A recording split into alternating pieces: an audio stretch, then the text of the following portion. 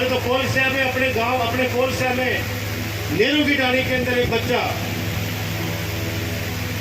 इस योजना आने के बाद आत्महत्या कर चुका है। एकमात्र सहारा था अपने परिवार का, एकमात्र सहारा, और पिताजी तो बेड पे रहते हैं। जैसे राष्ट्रपिता महात्मा गांधी जी को हत्यारा बता के वो माननीय साहब कह रहे हैं कि मैं माफी मांगता हूं, रोजिना मांगते हूं। तो एक दिन तो खुद की पार्टी का प्रोग्राम था, उन्होंने कहा कि खुद की पार्टी के लिए कहा कि इसको जड़ से उखाड़ फेंक डालो।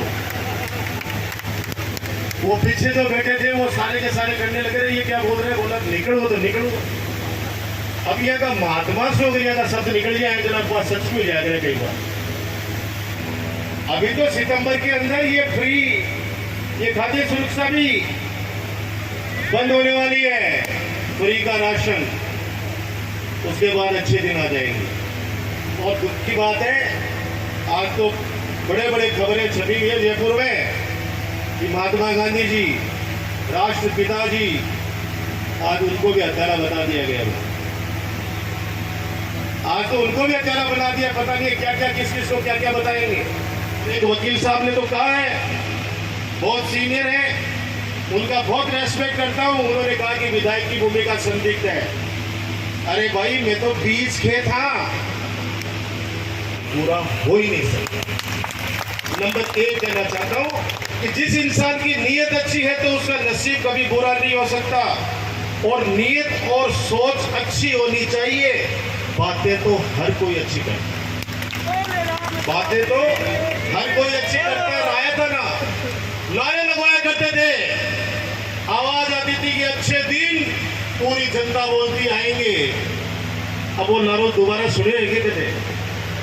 कभी नहीं सुना है, क्योंकि मैंने एक माता जी से पूछा, मैंने कहा माता जी अच्छे दिन आगा? बोला 1000 रुपया को सिलेंडर खरीद के ले फिर नहीं लगे बोले। और एक वो बाबा जी तो आजकल दिख ही नहीं रहे, वो काला धन वाले आजकल नहीं दिखते, योग कराते भी नहीं दिखते बाबा जी। 50 सुरक्षा गार्डों को लेकर 10,000 करोड़ का टर्नओवर लेकर मौज कर रही।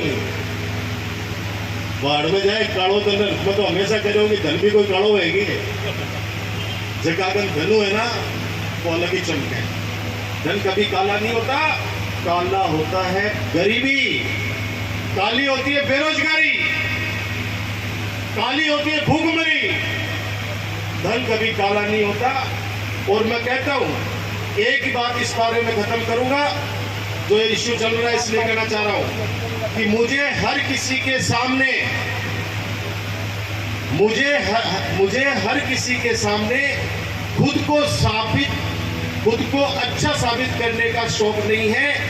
मैं उनके लिए, आपके लिए अनमोल हूं जो मुझे समझते हैं, और जो मुझे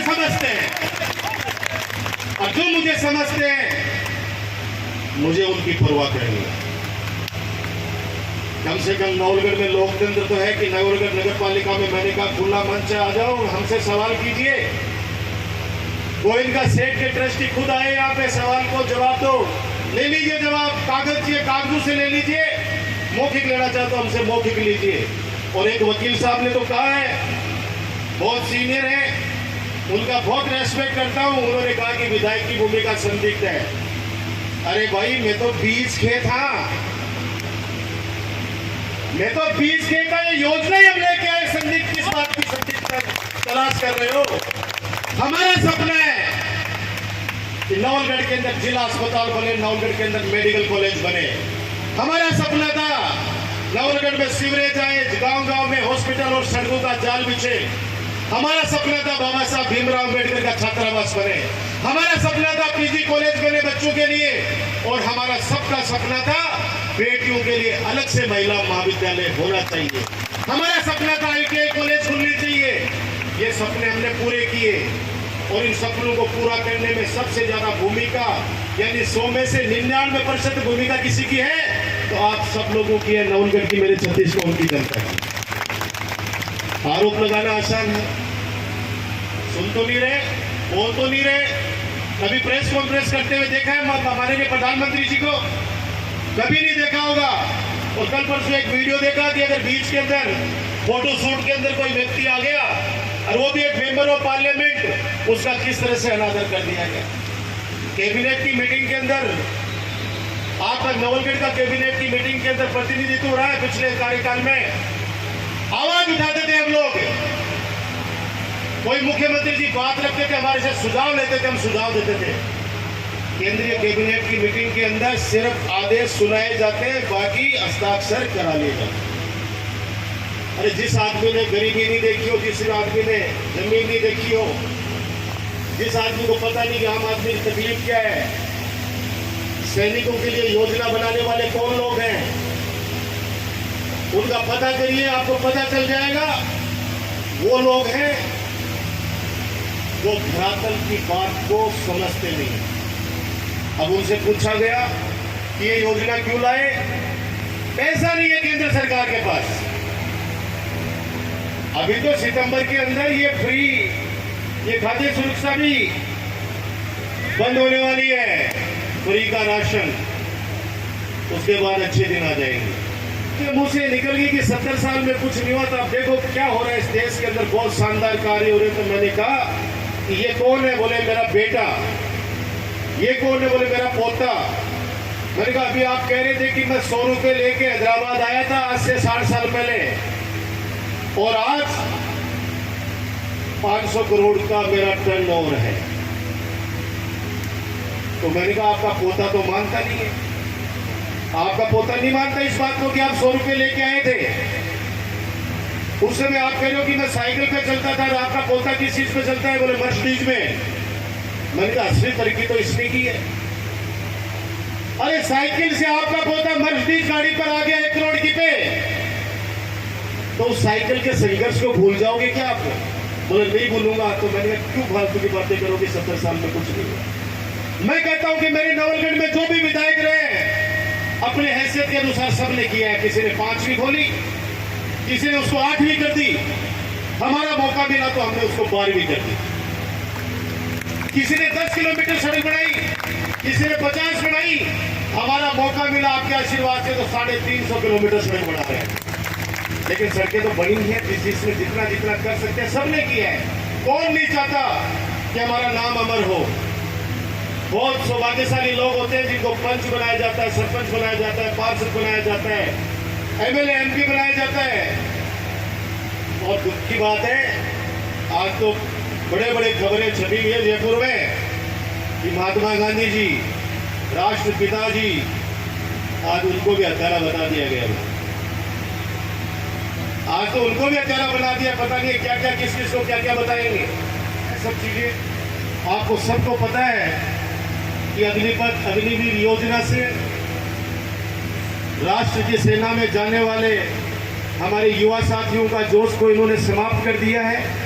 सिर्फ पैसा कमाने के लिए नहीं जाते थे सेना में, ये सेना में जाने का एक जुनून है। हर उस युवा का जुनून रहता है कि मैं देश के लिए, देश की रक्षा के लिए सेना में काम करूं। अगर उनको भी आप निजीकरण कर दोगे, 4 साल में बांट दोगे, तो मैं जहां तक समझता हूं कि जब वो आएगा वहां से, तो गांव के अंदर उसको कोई भी रेस्पेक्ट की नजरों से नहीं देखे। फौजी से बोलता है, गांव वाले सुनते हैं उसको, क्योंकि 15 साल 20 साल वो तपस्या करके जब सेना में आता है, वो जातिवाद से ऊपर उठकर, धर्म से ऊपर उठकर, मानवता के पुजारी के नाम पर वो गांव के अंदर काम करता है। उसके लिए इंसानियत और राष्ट्र सबसे बड़ी बात होती है। तो मेरा आपसे प्रार्थना है कि देशव्यापी आंदोलन चल रहा है। आज नवलगढ़ के लोगों ने भी इस सत्याग्रह के माध्यम से आवाज पहुंचाने का प्रयास किया है केंद्र की सरकार को। हम लोग नहीं बोलेंगे जो लोग वहां वो बोलते हैं दिल्ली वाले। दिल्ली के सरकार में बैठे जिस प्रकार से आलोचना करते हैं, जिस प्रकार से बदतमीजी से बात करते हैं, हम लोग नहीं बोलने वाले, क्योंकि हमारे माता पिता ने हमें संस्कार दिए। तो मैं चाहता हूं कि इस अग्निवीर अग्निपथ योजना के विरोध में हम लोग अपने विचार भी प्रकट करते रहे, चाहे वो सोशल मीडिया के माध्यम से, पत्रकारों के माध्यम से, पोस्ट कार्ड के माध्यम से, ताकि उनको लगे कि जिस प्रकार से कृषि के तीनों कानून जनता नहीं चाहती थी, वैसे ही अग्निवीर और अग्निपथ योजना हिंदुस्तान का युवा नहीं चाहता। और उन बच्चों को जिस प्रकार से मुकदमे लगाकर जेलों में बंद कर रखा, हम अपील करते हैं प्रधानमंत्री जी से कि बच्चे हैं, गलती हो गई, कृपया करके उन बच्चों को वापस बाहर निकालिए, क्योंकि गरीब परिवार के हैं, उनके माता पिता इंतजार कर रहे होंगे उनका। और हमारे तो कोल शहर में, अपने गांव, अपने कोल शहर में नेहरू की डाली के अंदर एक बच्चा इस योजना आने के बाद आत्महत्या कर चुका है। एकमात्र सहारा था अपने परिवार का, एकमात्र सहारा, और पिताजी तो बेड पे रहते हैं। आप सोचिए कि एक बच्चा एक अपने गांव के पास का, इसलिए अपने को पता है पूरे देश में पता नहीं कितने बच्चों ने आत्महत्या की है। नोटबंदी के बाद पता नहीं कितने व्यापारियों ने बिजनेस करने सामूहिक परिवार सहित आत्महत्या की, कि आप आंकड़ा देखोगे तो चौंक जाओगे। ये सारी स्थितियां किसानों के समय, कितने किसान सड़क के ऊपर रोक दिए गए, उनकी शहादत ले ली गई। इस देश के अंदर अभी आवश्यकता है एक एक व्यक्ति को फूंक फूंक पर कदम रखने की, क्योंकि मैं आपको अभी भी कह रहा हूं कि नेपाल जैसा देश जो हमारे हिंदुस्तान के सामने कभी सीधा खड़ा नहीं हो सकता था, आंखें झुकाकर खड़ा रहता था, बांग्लादेश जैसा देश जो हमारे देश की पूर्व प्रधानमंत्री इंदिरा गांधी जी ने पाकिस्तान के 2 टुकड़े किए, ऐसी लोपुरुष महिला के सामने कभी बांग्लादेश एहसान माना करता था। आज नेपाल, भूटान, बांग्लादेश आंखें दिखा रहे हिंदुस्तान को, आंखें दिखा रहे हैं। चाइना ट्रेन लेके आ गया नेपाल के बॉर्डर पर, कोई नहीं सुनना चाहता, कोई नहीं सुनना चाहता। धीरे धीरे मैं आज कह रहा हूं आपको, ये जनता के अंदर एक बहुत बड़ा आक्रोश एक अंदर ही अंदर फूट रहा है। कभी ये देश में संसद के अंदर बयान देते हैं कि आरक्षण का भी पुनर्समीक्षा करेंगे, और ये स्टेटमेंट देने के बाद में 15 दिन तक पूरे देश में हाहाकार मच जाता है। लास्ट में कहते हैं हमारी जुबान फिसल गई। जैसे राष्ट्रपिता महात्मा गांधी जी को हत्यारा बता के वो माननीय साहब कह रहे हैं कि मैं माफी मांगता हूं, मुझे नहीं मांगते हो। तो एक दिन तो खुद की पार्टी का प्रोग्राम था, उन्होंने कहा कि खुद की पार्टी के लिए कहा कि इसको जड़ से उखाड़ फेंक डालो। वो पीछे जो बैठे थे वो सारे के सारे करने लगे रहे, ये क्या बोल रहे हैं, बोला निकलो तो निकलो। अब यह का महात्मा से हो गया का शब्द निकल जाए जरा सच में जाएगा कई बार, वो आपको सूचना के अधिकार के तहत पता चल जाएगा कितने हजार करोड़ रुपए विदेश यात्रा पर खर्च हो चुके हैं। जो एक राज्य को चलाने के लिए 5 साल में जितने पैसे की आवश्यकता होती है, उतना पैसा तो विदेश यात्राओं पर खर्च कर चुके हैं।